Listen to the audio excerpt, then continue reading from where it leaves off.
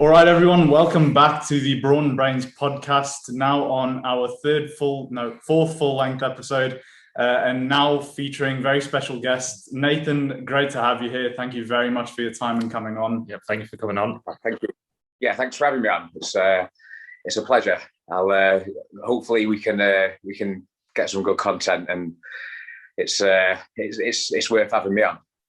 Pleasure's all ours, really. Great to have you on here. You're involved in some pretty cool stuff at the moment, so perhaps you kind of want to give people a bit of a rundown of yourself, the kind of stuff you've been involved with, and kind of run things through up to now, and then I guess we'll get into kind of the what we kind of want to get out of you in terms of kind of the whole men's physique thing, because you're going down a pretty interesting direction that I don't think I've really seen many people sort of go down. So give us kind of the background of yourself, what you've been involved in, and kind of the journey up to this point.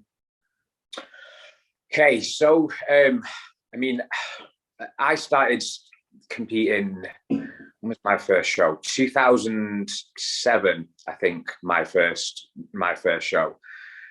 So you're going back like pre-Facebook, pre-Instagram, pre-social media, pretty much. There wasn't anything like that when I started competing. It was a case of you did it because, as we generally do, you did it because you loved it. You loved the training and you loved the competing, but there was no clout that come with it. There was no pictures on Insta and no likes, and certainly no kind of like sponsorship or anything like that.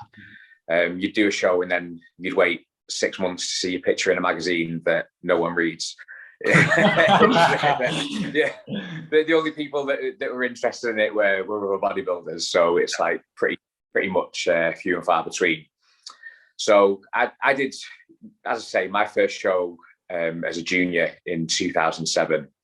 And then it was just bodybuilding. There was no classic physique. There was no men's physique. There was no like bikini or anything like that for the girls.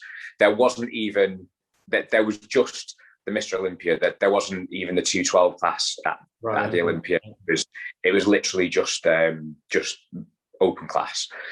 So I did that as a junior. I had a couple of decent years as a junior, and then coming out of the juniors, I did the middleweights intermediate at UKBFF, which at the time that was the IFBB federation for getting the pro card.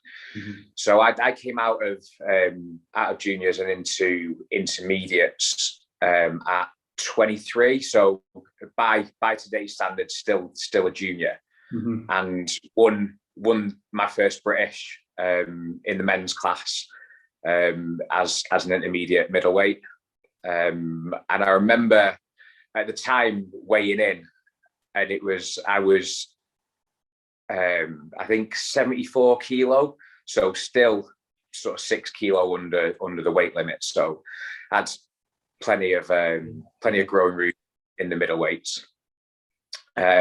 So stayed in the middleweights for a few years. A couple of British titles in there in the men's classes, and then that takes me up to, when was the last time? So I competed. 2017 was my last lot of shows where I did the Amateur Arnold in Barcelona, and the Amateur Olympia in Marbella. And it was through the Amateur Olympia that I got my pro card. So it was basically through having multiple British wins and then coming top 3 in the pro qualifier out in where did I say? Marbella in Spain, at the Amateur Olympia. So that was brilliant. Obviously, the pro card is the dream come true. for anyone that's doing it. Decided that I'd take a couple of years off competing and try and build on my physique and be like a pro standard of athlete. Obviously, there's a massive jump between absolutely and professional. You go from essentially being one of the best amateurs in the world out there to just going back to the bottom of the ladder and being the worst pro that there is out there. So the idea was to take a couple of years off and improve, and then that's when I got injured. I tore my quad, and it was complete detachment. It was tendon completely away. So that was significant sort of like rehab time. I did reattached and did the rehab, and I can train on it perfect now. I can, I'm still hitting PBs on my leg workouts, but visually, from the front, my symmetry is off. So where they've attached it on the one side that's perfect, my quad, it just sits as it did previously. On the side where it's reattached, there's probably 1.5 inch gap where they've reattached it, and it's slightly up. So my symmetry is just off from the front, and it's not a case of the size is still there and the fullness is still there. And I put a post up on my Instagram the other day about people saying that men's physique don't train legs, and from my side shots and my hamstrings and my glutes and everything else, I can still stand on stage with any bodybuilder. But it's from the front, my symmetry is just off. And if you're not symmetrical, the first thing they're going to see when you walk out on stage is that your symmetry is off. The decision then was, it's either hang it up and stop doing what I love doing, with the potential there to still to compete and still fulfill the goals that I've got competing wise, or to switch classes and have a bit of a different journey in a pair of board shorts rather than a pair of trunks. So that's where we're at the minute. We're 4 weeks out from my debut in men's physique. So we'll see what that brings. 4 weeks, and it's an exciting time. Yeah, well, you're looking good for sure. So there should be some good result, I imagine. So what show are you doing in 4 weeks' time then?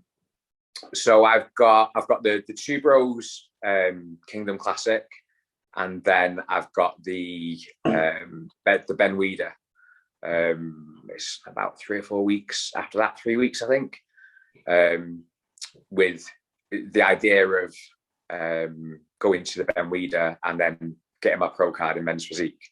Right. So you have to get your pro card again, do you? I didn't realize. This is one that I wanted to ask, because this was one I think a lot of people might actually not quite kind of understand what's going on here, because we always thought that when you go pro, you are able to just kind of switch divisions as and when you please. So I was kind of interested to hear that you're doing Two Bros again. So how does that all kind of work? Do you have to just regain the pro card in a different division, or?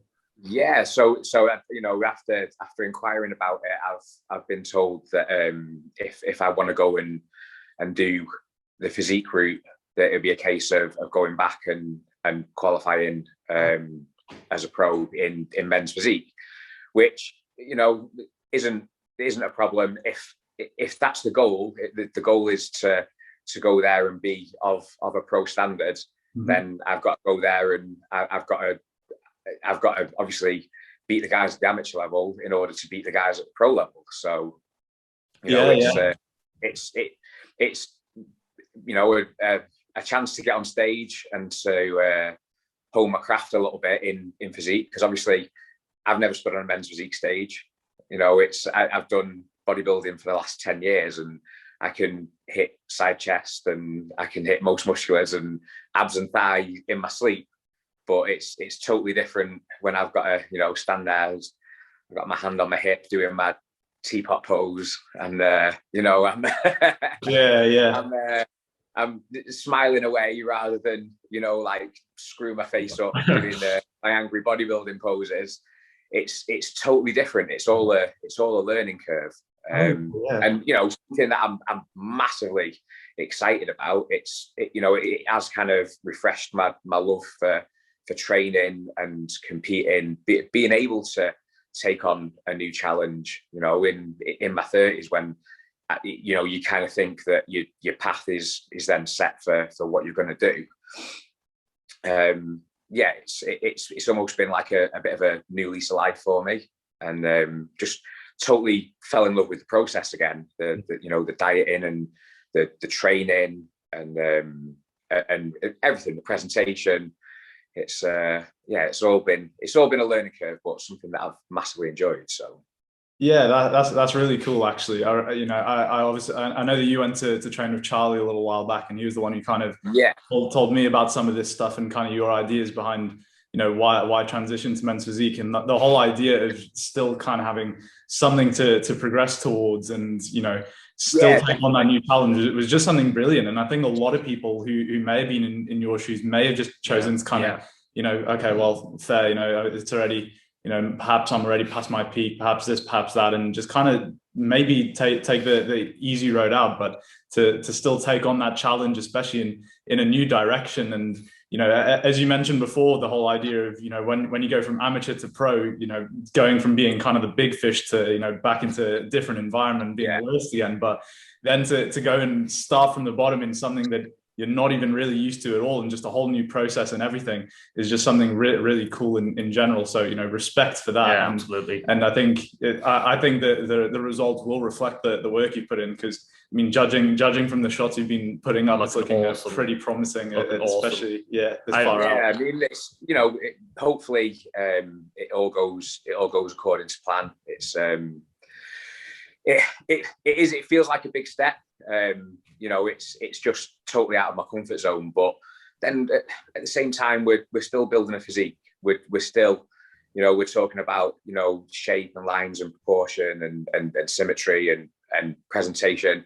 One thing, you know, I certainly don't think I'm the most genetically gifted guy out there, but you know, I do work hard. It's something that I've always been capable of doing, even from being a junior at like 18, 19, 20, is to be able to just, you know, get my head down and work when it really matters. And I do feel, you know, on certain stages, certainly the bigger stages, the British stages and the international stages, I've beaten guys who should have beat me 10 times over, because, you know, I don't want to sound like the, you know, Instagram hashtag outwork everyone and, you know, all that. But, you know, essentially because I wanted it more and I was willing to work harder. So it absolutely holds true. Like, hard work undoubtedly is number one. Yeah. You know, without doubt. Yeah. That cheesy saying of like, you know, hard work will beat genetics if genetics doesn't work hard, it does hold true. Yeah, absolutely. Yeah. Well, I think that's a good segue into the whole idea of, you know, what's kind of changed with the whole men's physique endeavor, because, you know, as you said, perhaps maybe not being kind of the most genetically gifted in that kind of division, in terms of kind of look and everything, and I'm assuming quite a lot has had to kind of change for you to perhaps match that criteria a bit more. And this is something that's been really kind of cool to see throughout the process, because, you know, what I've always kind of liked about bodybuilding is the idea of all these different kind of divisions to kind of suit, you know, different shapes and different looks and stuff. And whereas a lot of people would have perhaps said that, you know, you're a great bodybuilder, perhaps it's a different ball game altogether for you to be good at men's physique, just because the look is inherently different. And even though, as you said, we're still building a physique, kind of how you build that and the proportions that you're looking for are perhaps a little different. So I guess that kind of begs the question, what's kind of changed since you kind of started, you know, focusing on this endeavor? Has there been kind of anything different training wise? Because I guess kind of in terms of proportion, you know, men's physique, obviously looking at kind of the much smaller waist. So what's been done in terms of kind of midsection, in terms of perhaps bringing up back to kind of give the illusion of a smaller waist? What are some of the things that's kind of changed with your protocols and programming? So for a lot of like being in bodybuilding. From when I started, it was typical bro split. You do, sort of like one muscle group a day. You maybe hit legs a couple of times a week. But generally, it was the Ronnie Coleman style, one body part a day, and that was it. A while ago, I'd transitioned to push pull legs and found some really good results with that. But then, when the decision was made to switch to physique, it was a case of having a bit more of a specific plan designed for creating that physique look. So it was more focus on delts, on working on that taper, bringing the waistline in, bringing the arms up. It sounds daft, but it is like the beach look, the t-shirt muscles. It's chest, shoulders, arms. And in physique, your arms are never going to be too big, your delts are never going to be too big. It's all about creating that illusion. So, I mean, my current split at the minute is push, pull, rest. Then I do delts and arms, then legs, then rest. Right. And it's pretty much the same as I'd follow if I was doing, like a push-pull leg. So you do a couple of big compounds first, your heavy movements. You'll do a top set of sort of like 7 to 9 rep range, a back off of say like 10 to 12. And then towards the end of your workout, you'll do some higher rep stuff, a bit more volume, a few sort of like intensifiers. You might do a couple of drop sets, or, put in some cluster sets at the end and really flush some blood into the muscle. It's not anything drastically different in regards to the style of training, just prioritizing what we need to create that look. Yeah, that's great. Yeah. And then as far as the diet, I'm probably on 1,500 calories less than I was when I was sort of like in bodybuilding. One thing that I always disliked about bodybuilding is always trying to push to get that extra size, to be bigger, to be heavier. And when I'm like 5'6", I'm probably naturally I'm about 9 stone. If I didn't train, and when I walked into the gym at like 18, 19, I weighed about 9 stone. There wasn't much to me at all. And I've been up to over 100 kilo before. It wasn't a good looking 100 kilo, but it was at the time. It was like, well, that's what we need to do to be at a level when you're stepping on guys who are 200 pounds plus ripped on stage. So now I'm probably at this stage in my prep, probably about 2,500 calories. We started the prep at probably like just over 3,000, whereas when I was bodybuilding, I'd be starting a prep at like 5,000 calories. And I'd constantly feel, even on a prep, I'd feel like I was pregnant. The amount of food that I was putting in every day. Like I'd wake up in the morning and you'd feel good, you'd feel tight, dry, and then by the end of the day, you go into bed and you're feeling pregnant. Whereas now, I feel good all day. I feel like it's a good amount of food going in. I feel like it's working with my body rather than against my body. And I almost see it as no one wants to get injured. No one wants a horrific, possibly career ending or altering injury. As we've all seen this weekend with Brawn, out in Dubai. Do you know what I mean, man? No one wants that, but I kind of see it as a blessing in disguise. It's probably extended my competitive career, by however long I continue to do it, and then improve my health markers, just generally feeling better, moving better. And I'm equally as strong as I was when I was bodybuilding. So it's not necessarily that you need to, just keep piling the food in. Sometimes listening to your body is equally as effective.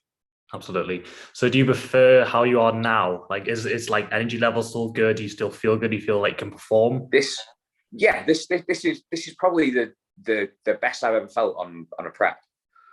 You know, don't get me wrong, like some days I'm feeling awful, but I'm you know, like I'm 4 weeks out and today's a rest day, and you know, like rest days at 4 weeks out, you're in the trenches. You know, it's like it's pretty hard. I think I've got about 30 grams of carbs throughout the day today. So it's not much fun, but the rest of the time I'm still on plenty of food on my training days.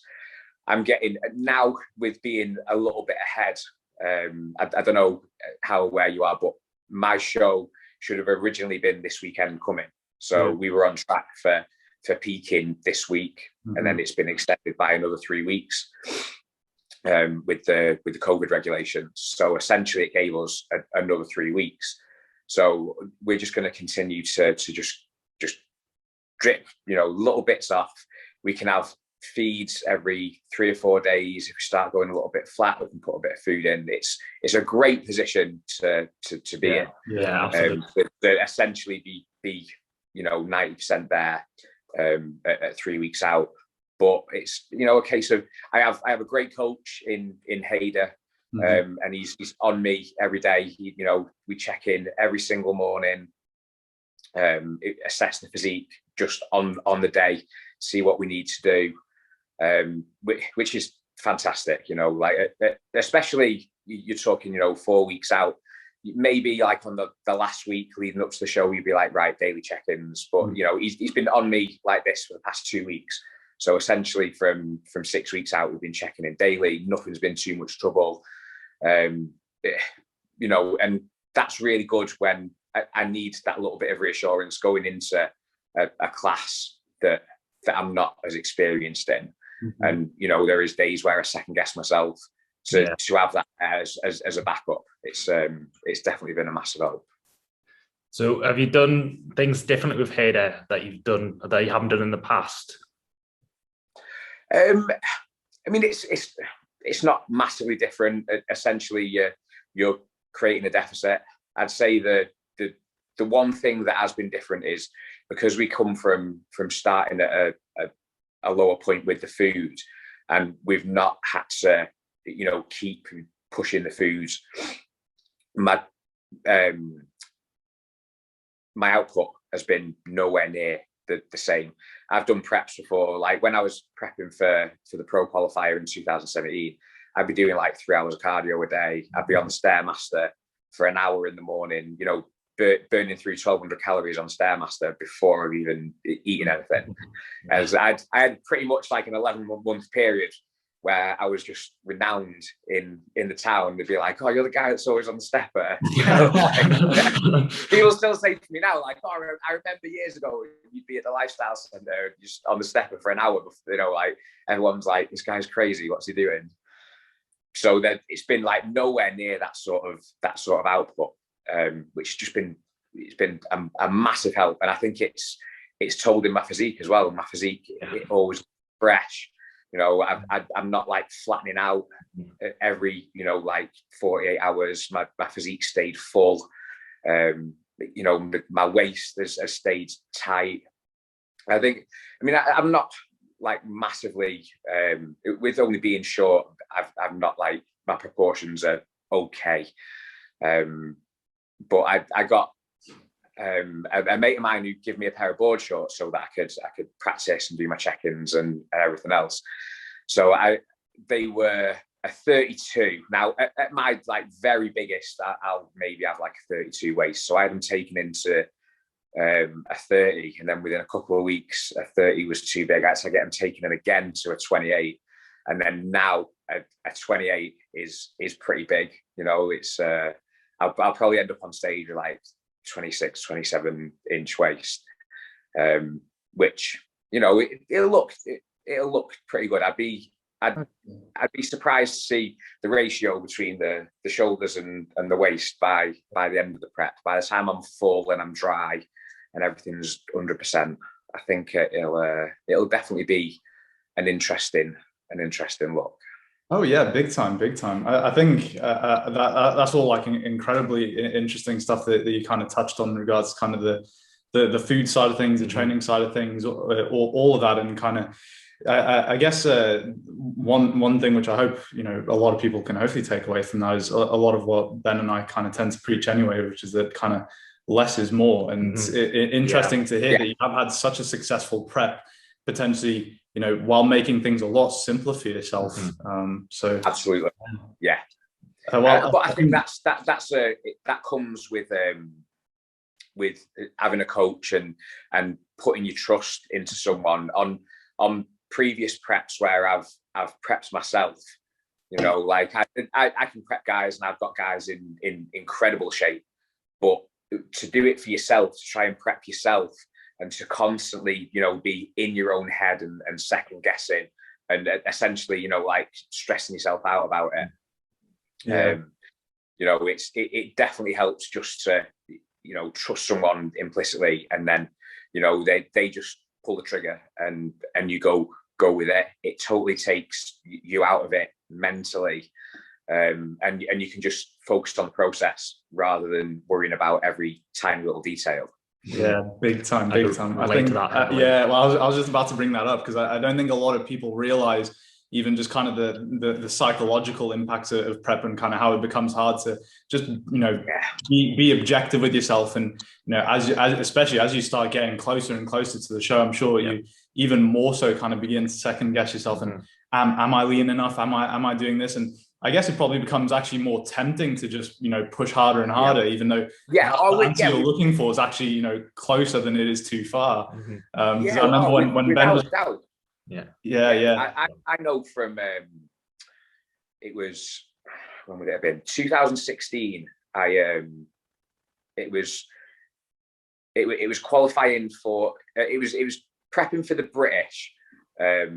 And then from winning the British, it qualified me to go and do the pro qualifiers internationally. And I was about 3 weeks out from the British, and I ended up in resus in the hospital. I was in the gym finishing my cardio, and I collapsed from the stairmaster and got blue lighted in the ambulance to the hospital. Because in my head, I was just like, push. And I look back now and I'm like, you're an idiot. Why did you do that? You don't see it yourself. If you have someone that's like, listen, you're ready, just take a day chilling out, you take a rest day. I used to do like 6-7 days straight without a rest day, and I think like I must have just been literally just run on empty all the time. My workouts must have been so bad and so pointless, like doing 6-7 days straight. And, like now, if I do 2 really good workouts, like I'm hanging on like my rest day. I checked in with Hayden this morning and I was like, I am so glad that I've got a rest day today because my body just feels like I've been hit by a bus, and that's from 2 days training. I used to do like 7 days nonstop. It's, but you learn these things. It's both a great mentality to have, but you can also be your own worst enemy in that situation. Well, I mean, when in your prep, for example, it was kind of a similar deal where it's kind of same thing. It becomes very easy to kind of just push too hard because you can kind of lost connection. Oh, you good, Nath? Oh, sorry. Go on. Yeah, it was kind of a similar deal in Ben's last prep where, it can become a bit more challenging to be objective with yourself if you're kind of trying to do things completely on your own. And I wasn't coaching Ben, but I was there as kind of a bit of a second eye. So, we'd check in and kind of send videos and stuff. And Ben would kind of be like, hey, I'm thinking of doing this. And then it'd be kind of I think that's a good move. Or, well, how about we do this instead? And just kind of having someone there to kind of have that second eye. And actually, perhaps we could... I think particularly when he was training, especially because Ben's like stupidly strong, and as soon as this kind of, when it comes to performance being so important, especially for natural guys where it can be really easy to kind of wither away in a prep. It became very kind of some close calls in terms of should we kind of strip down the training a bit? Is it appropriate to push harder? I really struggled with that as well. I remember I just wanted to keep pushing harder training. You were like, I think we should maybe start to bring down the volume a little bit. I'm like, but I don't feel like I'm doing enough that that's the case. I was like, yeah, you just that's like you say, it's great that mentally you can go to them places. You know, I think that's, if you've got that inbuilt, that's what makes a great athlete, no matter what you're doing. Yeah. If you're willing to do that, you know, like if your mind's willing to go where your body won't go, you know, that's what creates champions, you know, in any aspect. But it is a case of, you know, sometimes less is more. Even now, if you listen to, you know, Dorian, you're talking about, you know, the best bodybuilder that there ever has been. And he says he would have been more successful and he would have had a bit more longevity to his career if he'd have just trained a little bit smarter rather than a little bit harder. Mm-hmm. You know, it's definitely a fine line. And you to be able to do it yourself, to be able to sort of say, right, okay, well, we switch off and we pull back and a little bit. You know, it's so hard to do it for yourself. Yeah, for sure. It's interesting that you kind of mentioned kind of the longevity side of things as well, especially kind of going back to what you mentioned earlier with kind of food and stuff and not having to kind of push food so hard. Because one interesting thing that I was having a think about the other day, especially kind of when you put up your physique shots, is now hearing that food is so low. I'm kind of curious as to what you think has kind of changed most about your look in men's physique versus kind of bodybuilding. Because with food that low, I'm curious as to if you think you've potentially downsized a little bit all in all to fit in the class, or if you feel like you've potentially just kind of really just changed the look in terms of proportions, and if kind of training is just sort of put muscle in the right areas more so for that class, and if you feel like it's more that, or if you have kind of potentially downsized a bit as a whole, or kind of. I certainly don't think I'll be any smaller muscle-wise. I don't think I'll be any smaller on stage. My weight will be pretty similar. I'll be probably sort of like low 80s on stage, maybe like 81, 82 by the time I'm on stage. By the time I'm full and I'm dry, I'll probably be a similar weight to what I was when I was competing in bodybuilding. I do think that the proportions will have changed, and I think that'll create a better look. I think the condition will still be there, if not better, because I don't need to push as hard to be sort of like bursting full as I was when I was bodybuilding.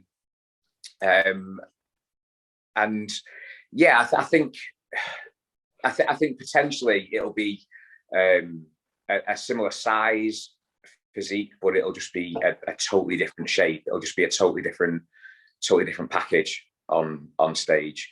And yeah, I think that's the most exciting bit about it, is that you know, I can go whatever it is, 10 years, 11 years competing in bodybuilding, and have one certain look that I'm always going for, and then after a couple of years off and you know, the decision to change things around, come back and have a completely different look, and bring something completely different.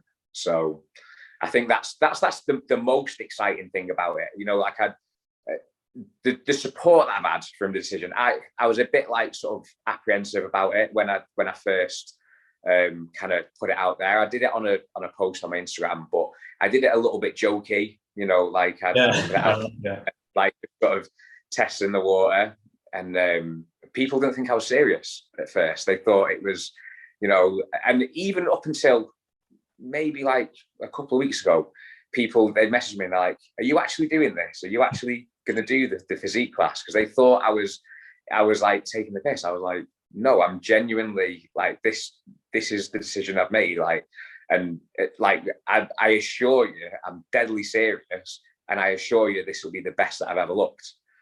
You know, but like, yeah, the support I've had has been absolutely overwhelming. I mean, I put the post up over the weekend. I did like a bit of an abs shot on my Insta, and it's got like 700 and some likes on it. Like, that's unheard of for me. You know, like I'm no superstar. You know, I'll get like a couple hundred likes on a picture or whatever. But yeah, I turned the notifications off on my phone, because normally, like, you'll get like a bit of an influx for an hour or so, and then it's not too bad. And then it kept going and going and going. And I was like, switch these notifications. You know, my missus was like, "You doing something dodgy? Why are your notifications like that?" No, that is awesome to hear. Like, all of absolutely. it. Again, you know, the most respect for the way you've chosen to kind of carry on your journey. And I hope that can also kind of drive home a point in kind of terms that you know, progress can take many avenues. Because I think what was interesting to hear was the idea that your stage weight won't be much different. Whereas I think a lot of people would have expected it to potentially go kind of a lot further down and potentially have to kind of downsize for men's physique. Because I think a lot of people in kind of the wider industry as a whole, maybe not so much the bodybuilders, but, you know, maybe more so the people that just kind of want to lose a bit of weight or something, do get so hung up on kind of, you know, all these different metrics. But I think hopefully something else that people can take away from this is the idea that, you know, just go on Nathan's Instagram, compare his look now to, you know, compare it to how he looked in bodybuilding. Think like how different one can look. And, you know, even though the outcome really is the same in terms of creating a physique, perhaps the ways that you can go about it are different, but still can, you know, you can reap a lot of progress and, you know, still make yourself better in kind of the way that you get there, which is just awesome in many regards. That's it. That's, you know, one of the main things that's made it enjoyable again is, you know, I'm chasing a certain look that I want, not necessarily a certain weight. You know, like when I was bodybuilding, it was just, you know, I just need to be bigger. No matter what, I just need to be bigger and bigger everywhere. You know, whereas now it's almost like it's like artistry almost. You know, like you're creating. You know, not to sound like too philosophical about it, but you're creating your masterpiece rather than just trying to, you know, just be bigger no matter what, rather than just being like brutal about it. You know, you're like, right, well, you know, I need my waist to stay this small, but I just need a bit more on my delts or a bit more on my arms. And, you know, it's definitely like reignited my passion to be creating a look rather than just muscle. You know, that's really awesome to hear. Yeah, definitely. Yeah, I think that kind of goes in line with kind of our views, because obviously Ben and I really like kind of classic physique and stuff. So, you know, again, the whole idea of, you know, not necessarily just push harder and harder for the sake of it, but the idea of creating a look and, you know, muscle in the right places. And this idea of sculpting comes in. Because I always thought of it as, you know, bodybuilding. It can be easy to kind of misinterpret that, but to build means to create. That doesn't necessarily mean that, you know, something has to be, you know, to create something doesn't mean it has to be bigger and bigger and more and more. To create is just to create, as you said, Nathan, kind of your masterpiece. Yeah, absolutely. Yeah, definitely. Yeah, you know, that's the beauty of bodybuilding is you take it however you want to take it. You know, you run with whatever you want. You know, it's some people, they want to look like Bronnie Coleman. You know, they just want to be massive at all costs, and that's what they want. Whereas some people, you know, they're not bothered about. For me, I couldn't care what I'm weighing on stage. You know, that's people who are like, oh, well, what's your weight or whatever. The only time we weigh ourselves for check-ins is like after a feed. So, you know, if we've done a refeed for a couple of days, we'll check weight just to see how long it's taking to come back down to the low weight, and then we won't even think about it. You know, it doesn't matter. I'm never gonna have to make a weight class again. It's all on the look. So yeah, you focus on what does matter, and and discard what doesn't, which is, it's kind of, you know, one of the great things about like prepping, the way that the world is at the minute. You know, like it's people who said to me, you know, how have you managed to prep while you're on lockdown? Or, you know, like it's amazing to do it even if things were 100%. But honestly, it's been the easiest prep that I've ever had to do, because I just solely focus on this. There's no distractions. There's nothing else to focus on. You know, I can wake up in the morning and I do my cardio. I've not got to worry about rushing off to work. I've not got to worry about, you know, everything that's sort of like real life aspect that I've had to do on preps before. It's kind of on hold. So, you know, it's the only drawback is that, you know, you don't know 100% that the show will actually go ahead. Yeah. In regards to everything else, it's like the perfect time to prep. You know, it's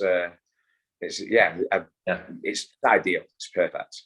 Yeah, well, that's cool, because I think that's kind of the same thought process that we had with Ben. Exactly the same. Yeah, I said like, well, I'm not going to have a proper social life for a while, so this is the perfect time. I'm not going to miss out on my other parts of my life, so why not prep now? And it was the perfect time for that exact reason. Yeah, absolutely. And I think what a lot of people struggle with is having that lack of control, you know, over their lives, because they feel like there's so much being taken away from them.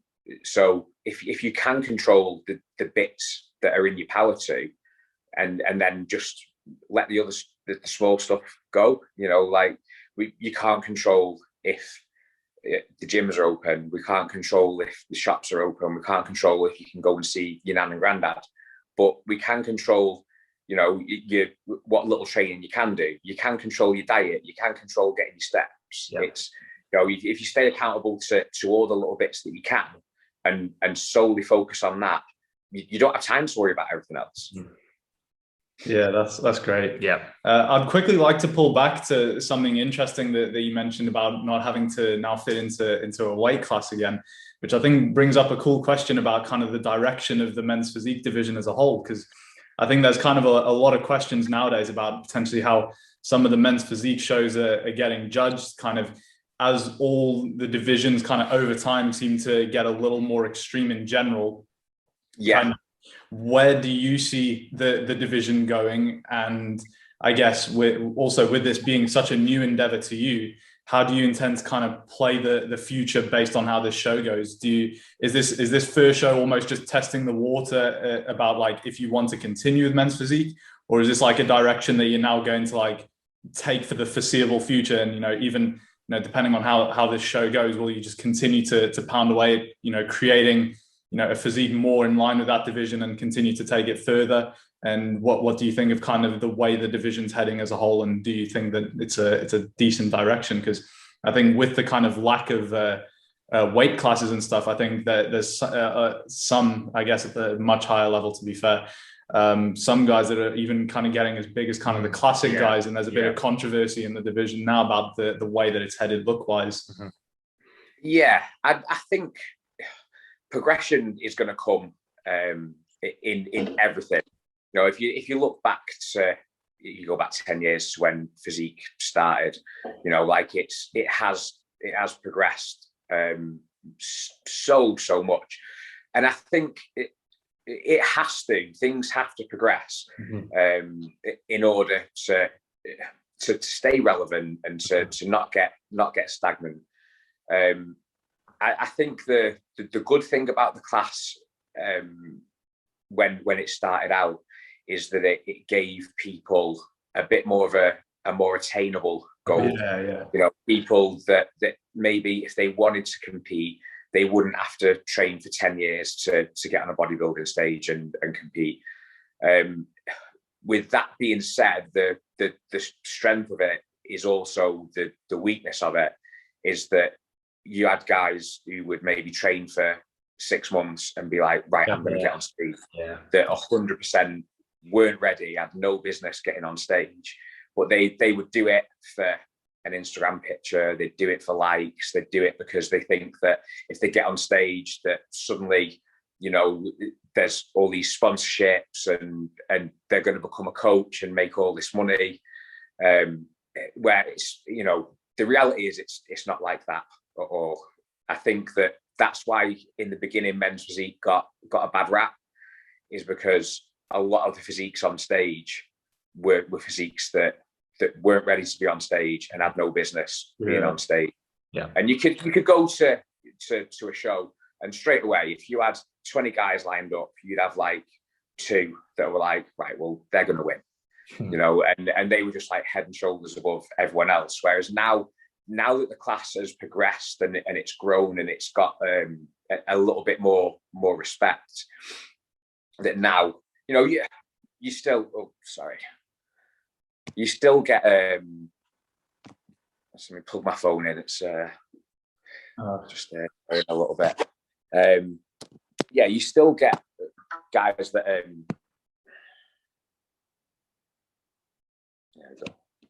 that don't necessarily, you know, like have the physique to be on stage, but at the same time, there's some absolutely amazing quality physiques out there. You go to some of these shows and it's like the physiques, they're like the pro standards getting on the Olympia, and that's what I'm aiming for. It's to go there and not just be like, well, I'm going to dip my toe in the water. I want to go there and present a physique that's worthy of a pro card. Yeah. People who said, you know, like I've had a lot of people saying like, oh, you're too big for physique or you're too good for physique, you know, like why are you dropping down into the class? These guys who are like at the top standard, they're animals, you know, like they're serious. There's some serious physiques, you know, and that's what I want to be. I want to be in the mix, you know, for the pro qualifiers and getting the pro card and making that pro debut. I want to, you know, if it was sort of taken out of my hands with the bodybuilding thing, but I still feel like I've got unfinished business, and I still feel like I've got a professional quality physique to showcase. For so sure. Yeah, that's great. I guess kind of a good way to wrap up on kind of the competitive side of things then is just, you know, how are you? You know, you mentioned kind of the idea of lockdown kind of eliminating other distractions, but with that being said, what's kind of I guess kind of still on that idea of lockdown is, you know, how was personal life this time around during prep? How do you feel you've kind of changed as a person since your last competition? And do you think that, you know, you mentioned kind of finding your love for training and stuff all over again, but, you know, from more of a personal level, how do you think things are different this time, and kind of how's just things in general, you know? Yeah, definitely. I think just from having them couple of years off, I'd say, you know, like through my 20s, I was like laser focused, and it was like bodybuilding, and I had this goal that I was going for, and kind of neglected everything else in order to pursue that goal. And then taking a little bit of time off, it allowed me to bring like the other aspects of my life that I maybe didn't focus on like through my 20s when I was pursuing my bodybuilding goals. You know, things, you know, the grown-up stuff, buying a house, you know, like doing all the adult stuff. So now I feel like everything's in line. I feel like mentally I'm in such a good place in order to, you know, not just like succeed at my bodybuilding, but to succeed at life as well. So yeah, I feel like just, you know, life in general, mentally, physically, everything's kind of lined up at the right time, and that now I'm able to just focus everything into being the best possible version of me that I can be. Not just like necessarily like Nathan the bodybuilder, or, you know, Nathan the coach, or Nathan the, you know, partner or son or brother or whatever. Like everything kind of lines up together, and I can just be the best human being that I can be. You know, which it's an awkward time to do it, but at the same time, maybe it takes something like this where we all have to, you know, pull back and reassess, you know, things and think what is really important, because it's been, you know, a rough time for a lot of people. There's a lot of people who are suffering through it,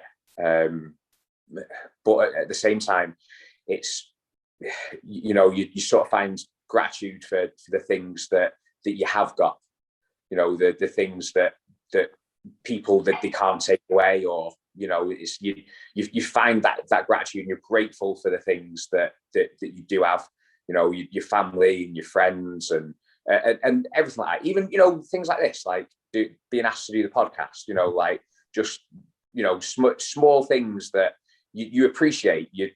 People are noticing your efforts, and, you know, you show a little bit of appreciation. It all counts. It's all part of the bigger picture. Yeah, that's really cool. That actually, you know, just all that. And well, I think that's kind of, you know, part of the reason why we wanted to get you on here. You know, acknowledging the work you put in and kind of giving you a platform to kind of share that with people, because I think, you know, a lot of people might not have known, you know, why you wanted to kind of go in this direction, some of the thoughts behind that. So we thought it'd be cool kind of to, you know, be able to give people an insight into, you know, still kind of all things kind of bodybuilding related, and kind of an idea of, you know, training and nutrition and stuff, but then also just kind of, you know, see, you know, who is Nathan Robinson, and kind of give people insight into why you've done this, who you are, and kind of what's led up to that. So that's really cool. And absolutely. I think that's a good way to kind of wrap up all the competitive talk, really. So absolutely. We've got a few questions now that people asked if you want to go through these. Let's have some fun. So, where are we? Okie dokie. So I guess still kind of keeping on the kind of bodybuilding side of things, what would you do? I guess you've kind of touched on this kind of already, but I guess kind of summing it up, what would you do differently if you were to start bodybuilding all over again? Basically the whole, you know, like sort of less is more approach. You know, it's allowing myself them rest days, not trying to just push things at 100 mile an hour all the time. You know, appreciating when there is a right time to back off. You know, like as we said, to have that mindset where you're willing to do the 110%. You know, I think that's what counts. It's the not quitting, you know, when it has to be hard. You know, like you have got to do the hard stuff. There is going to be times, you know, when you don't want to do it. You feel like, you know, it's easy and you want to tap out, but you've got to. But at the same time, there's going to be times when you do need to pull back a little bit. You do need to, you know, have them moments where you can take the rest day. You can have the refeed, you know, and things like that. But I'd say, if I could go back and speak to junior Nathan again, it'd be a case of, you know, listen to your body, listen to your coach. Don't always think that you know best. Mm-hmm. Yeah. Do you think that could have potentially kind of pushed you further, quicker, and perhaps accelerated your progress at all if you were to have done that from kind of earlier on? Because, for example, like I think it was around only a couple of years ago, maybe early 2019, I kind of stripped down my training to something like an upper lower split and taking more rest days and stuff. And I remember someone asking me, so like, how often do you train? I was like, 4 times a week. And they're like, oh, you pussy. I was like, I dare you to train with me. you will need the day off. That's exactly it. You know, it's and I probably would have been the same. You know, if someone was like, oh, I do, you know, 3 days, I'd have been like, what? You know, but that's I love the training part of it. To me, that's the best part of my day. You know, like I look forward to when I'm going to go and train. I look forward to that bit the most. That is like the fun bit for me. You know, like the dieting. It's good. It's a challenge, but you know, most days it sucks. It's not nice when, you know, like your mates are having beers and takeaways and you're sat there with a Tupperware, you know, like it's not great. I hate like the preening, you know, the shaving and the tanning and, you know, like that. It's good. It's a good job. I've got a good girl that does a lot of that for me, you know. Yeah. But you know, it is the fun bit, the training, and I think that's probably what I did struggle with is, you know, like rest days are horrible. You sit there and you're like, what do I do on a rest day? Yeah. You know, you've got like a couple hours to kill. You can go out and get some steps, or, you know, you sit there and watch a bit of Netflix, but you almost feel like lost. You know, you have like a bit of an anxious feeling, like I should be doing something, you know. Yeah. But it's all part of the progression. You're not going to progress without the rest. You know? Absolutely. So. Yeah, no, I think that is kind of a cool one to mention, because I think a lot of people might be in the same boat where, you know, perhaps for the sake of the long-term goal and seeing the vision through, you might know that you kind of have to do something, but, you know, perhaps just because you enjoy it and stuff, you want to do more, even though perhaps it's not actually as conducive to the goal. Because I know a lot of people who are still the same, who kind of really do, you know, enjoy doing training very frequently and doing a lot of it very frequently, because it's enjoyable, of course. And I was the exact same, you know, before I kind of did decide to strip my training back down, and now even further, because between kind of the lockdown periods, unfortunately, I was running DC training, and that's only training 3 times a week. And when just before I started that, I thought, like, do I want to strip it back even further, just 3 times a week? And well, you know, for the sake of the long-term goal and just, you know, achieving a physique, it's been working well. Yeah. But it's kind of separating the what you want to do for the goal, what you need to do. Yeah. The biggest difference to my training was definitely training less. And despite the fact that like you say, you know, rest days, like, oh, I kind of actually want to go train. In terms of progression from session to session was the biggest progression I've ever made from training less, not doing more. Yeah. I think that's it. It's, you know, while we all enjoy training, that's why we do it, we also enjoy progressing. You know, and if someone said to you, you know, like, I think it's initially like taking that leap in believing that if you train less, you're going to make more progress. You know, like initially you can't get your head around it. You're like, well, surely I need to train more to progress more. And, you know, it's not until you actually take the leap and you do it, you know, you take the extra rest days and you're like, wow, my lifts are going up so much. Do you know what I mean? Like, I look so much better. My physique looks better. I feel better. My mood's better. My appetite's better. You know, and that's the main thing. It's just like, it's taking that leap and believing when someone's like, you know, we'll just try doing a little bit less. You know, if I could go back and tell my younger self that, whether or not I believe it or not, you know, that's another thing. I'd be like, what's this old guy saying to me? You know, but yeah, it's something that you definitely learn with experience. Yeah, absolutely. Cool. Next question. So you might want to do the last 2. I'll take. Yeah, I was going to say I'm not going to continue on. So next one, I guess the Catcher's OG volcano versus the Mango volcano. Always the OG volcano. Yeah. I think I've only tried the Mango one once, but you might want to explain to the audience and me. If you can help it, no volcano, because that never ends up well. It's a slippery slope. As soon as you have the first one, it's a slippery slope. Yeah, you know, there's never only one volcano, is there? That's it. If you can, you know, go in there and have the mind of, you know, I'll have like a vodka lime and soda, or, you know, something where you can stay in a level, and then you go in there and you say, oh, I'll just have one, just have the one volcano, and then you wake up in someone's kitchen at like 8 o'clock in the morning. It's just not good. Well, explaining that for the people who won't get it is, well, of course, Nathan from myself are kind of from the crew in Nantwich area, and obviously in Nantwich there's this one kind of club that everyone knows called Catchers, and they do this signature drink called the volcano. And to be fair, I don't know, they rarely do like many kind of deals on other drinks, so I think that's kind of the other thing about the volcano and it never being one. What is it actually a mix of? Usually people go for Sambuca, innit? So there's the vodka volcano or the Sambuca volcano. So for me, it's a Smirnoff Ice, a Blue Wicked, and a double vodka. all in a pint glass. Oh, it's surprisingly nice. It goes down so easy. Like honestly, it's like having like a drink of squash, and it goes down so easy. And that's part of the problem, because it goes down so easy. You have a couple of them and you're in serious trouble. Well, again, because it's the signature drink there. They're like the main thing that all the deals are on. So it's never just one volcano. You end up getting the 5 for 20 quid or whatever it is. Extortionate catches. So it's I must admit that one of the joys of lockdown is that I've avoided a vodka volcano for 12 months.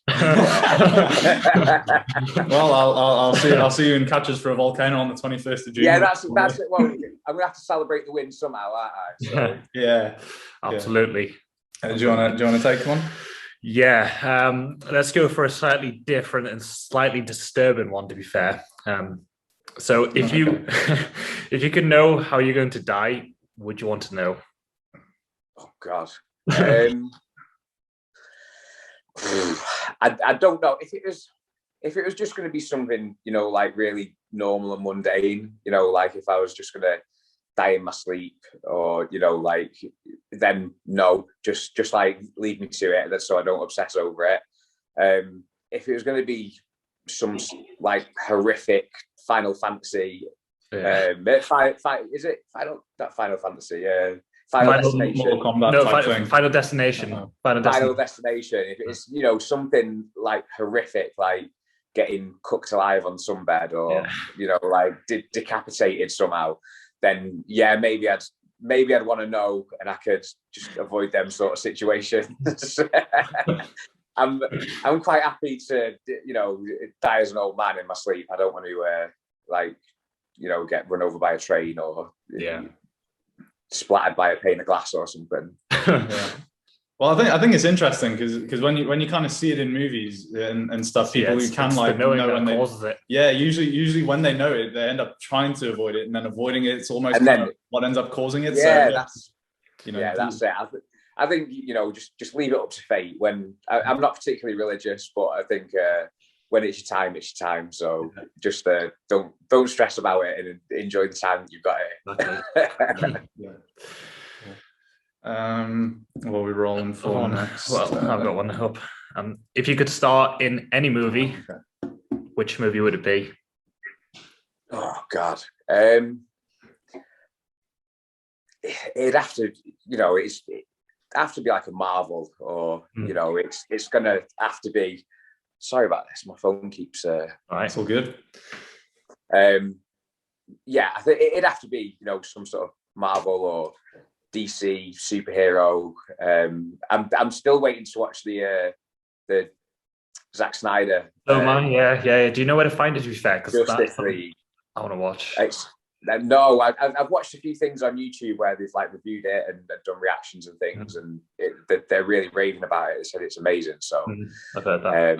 I'm sure, at some point, hopefully, this week or over the next few weeks, it'll land on my lap somehow. About when would it have been? Just over 12 months ago, I was doing some security work, some close protection work at an event for Louis Vuitton in London, and I met Jason Momoa, the guy who plays Aquaman. Wow! We were there. That there's like these. It's like a bit of a red carpet, like celebrity event, and there was a few like Noel Gallagher and a few like radio DJs, and it's like sort of like B-listers, like British celebrities, and the guy I was working with said, like, do you think there'll be anyone like really famous here? And I said, like, I don't think I'm going to get starstruck. And then he come walking past, and he come over to say hiya, and I was like, how wrong you were. I was like, what the hell was that? But it's one thing meeting like an A-lister, but it's another thing meeting a superhero. So it'd be so cool. That'd be so cool. You went for the same one when we discussed this. Oh yeah, so instantly I went a Marvel character or in a Marvel. Yeah, I think not I think if you're talking like, like a big epic, like Endgame or something, you want to be someone, that's kicking ass in the final battle. You want to be Iron Man, or you want to be Cap, or Thor, or you want to be one of them.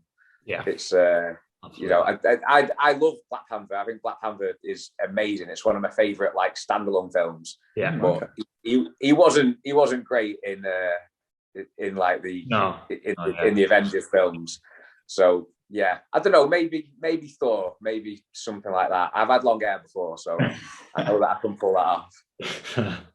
I'd personally roll for like a businessy type comedy movie, just because I think they'd be hilarious to shoot, like a Wolf of Wall Street type thing. I think that'd be hilarious to get involved in. So that's what I'd personally roll with. I guess as an nothing to do with all the drugs and the naked women. No, just just an added bonus, I swear. Cocaine and hookers.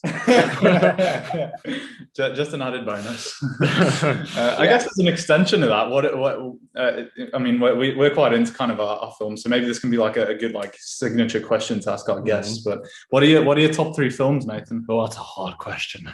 Oh God, top 3. That's one to drop on you. This one was completely. I could even answer that. Top 3.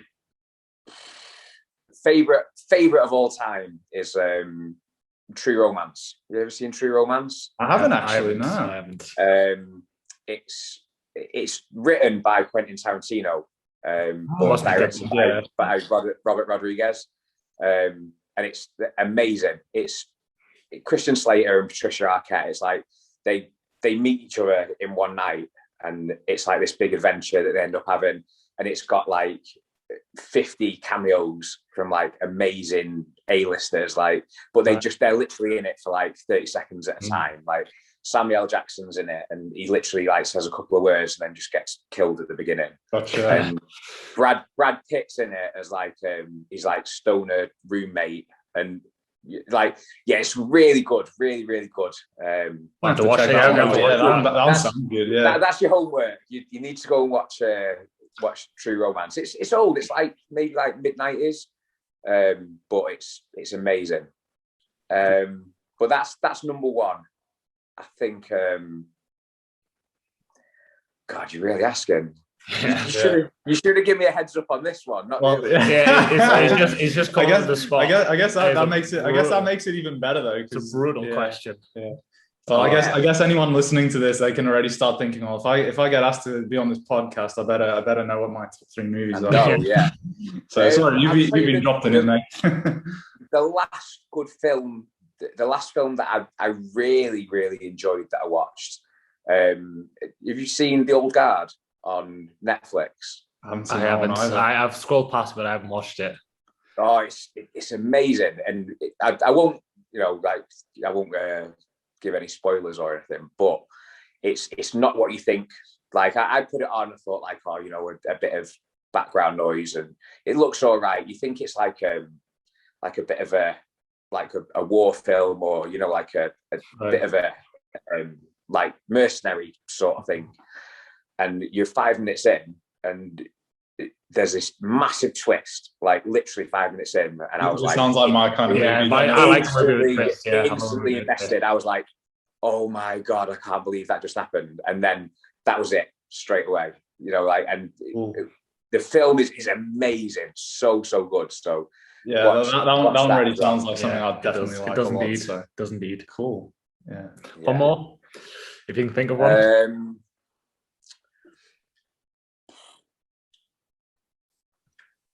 You know what? Something like Step Brothers, which is just like a go-to. I've probably watched that about 100 times, and it still makes me laugh.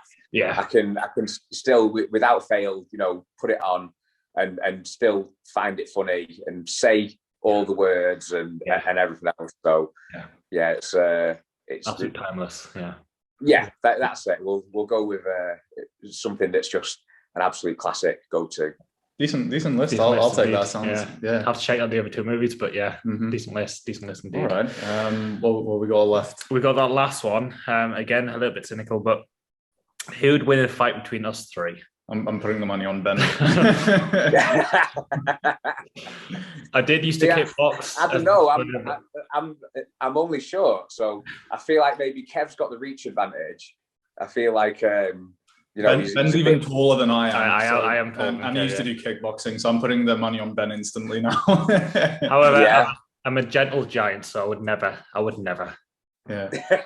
well, yeah. You see, well, usually I'm not the fighting type. I think I could probably do all right in the average fight, but then compared to you two, obviously Nathan's a pretty big bloke, and Ben's obviously just gonna whoop my ass. So I'm definitely not faring well in this one. I was brought up on the West End round there as well, so like I've had my fair share of scrapes over the time. But then it's now that I know Ben's got his bit of a martial arts background. I've got one quad that's like attached with a metal anchor. So if you do Cobra Kai and sweep the leg, it's game over for me. Yeah, 6'2", over 100 kilos, and can probably wreck you. So yeah, I'm not going up against Ben anytime soon. Yeah, it sounds like me and Kev better get good at running rather than. Unfortunately, I'm quite fast as well. no escaping this one. I'm going to get challenged to a fight by someone now, aren't I? If Ben wants, someone's going to call you out now. Unfortunately, my older brother is much better at me fighting. So if you do need the help, then just call him and he'll whoop my ass all day. That's a little bit like my younger brother. Yeah, he's done MMA and kickboxing and Thai boxing and fought professionally and everything. So he's the one to go to. Fair. Well, I guess that's a decent way to kind of tie all this up. I guess that's that. So a decent way to kind of tie off all the questions. I think we've touched on some cool stuff regarding kind of competing and Nathan's journey and everything. So Nathan, thank you very much for coming on with us. Thank you for your time and your support. Thank you. We appreciate it massively. So much. It's been a pleasure. And then maybe I can, when I've done my shows, and come back on and we have a little bit of hopefully a talk about what a success it was. Yeah, without a doubt, that'd be cool. For sure. Yeah, and then we can find out, future plans and that sort of thing as well. So yeah, absolutely. I'd love to have you back on for sure. Yeah, definitely. Excellent. Awesome. I think people can probably take a lot of cool stuff away from this one. So thanks for everything, Nathan. Best of luck at your show. We know you'll kill it. Cheers. Wishing luck in this sport isn't really a usual thing. So more just well done with what you've achieved so far, and we hope that kind of gets reflected on stage. And before you go, is there anything you want to plug? Any social medias, coaching? Well, we'll link his Instagram, of course. But feel free. If anyone wants to give me a follow on Instagram, it's notorious_IFBB. And then anything like that, any inquiries or advice or whatever, they can just link me on there, drop me a DM, or just show some love, and and it's all good.